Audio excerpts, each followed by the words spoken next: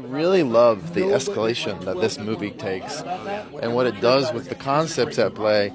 And speaking of that, can you kind of tease how this sequel handles, basically the grabber turning into a new age Freddy Krueger? Exactly. That's exactly what it seemed like when... I'm sorry, do you want me to hold it? Either way. Yeah, this is my first instinct to just grab the mic. Yeah, you're good. But, in a way, yeah, that's kind of the reference I had in mind when I first read the script. So it's a cool thing to...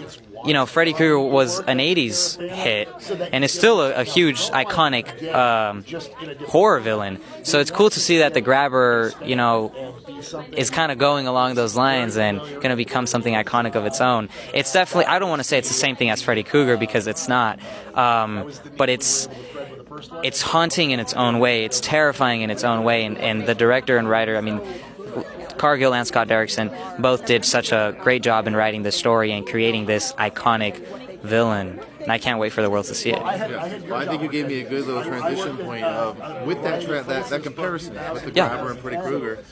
It's obviously an easy one to make, but what are the differences? How do those two differ?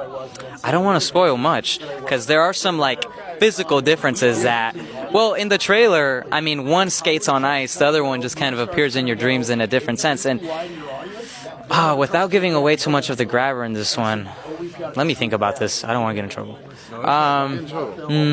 You're safe. If you say, I'm about to do too. So if you say anything that probably shouldn't be there, it'll be cut out. I'm going to point the obvious. One doesn't have claw fingers. One has an axe.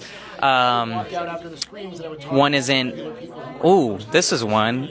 Freddy Krueger is kind of his whole thing is being burned alive, something like that, right? Is having that melted face in a sense, and the grabber there's an iconic line that he says, hell's not flames, it's ice. So that's one contrast, I guess you could say, but really, I think there's more of a personal connection to the grabber haunting the characters that he haunts. Freddy Krueger, in that sense, it's different, So this one, it's vengeance. It's about getting your payback for Black Phone 2. So I'm going to say in that sense, they're very different characters with two different goals, Very last question for you. Anything. How does this sequel find new ways to terrorize and scare the audience that the first one didn't? And in every way. This one is a lot scarier than the first one. I don't think the audience is really expecting how dark this one is. The first one is creepy enough because, the grabber kidnaps children, and then the children talk to you in this phone that doesn't work. That idea is great, but this one is a lot deeper than that in every sense. I don't want to spoil anything again, but I just can't wait for the world to see it. It's darker. It's just sad. It's really an emotional movie.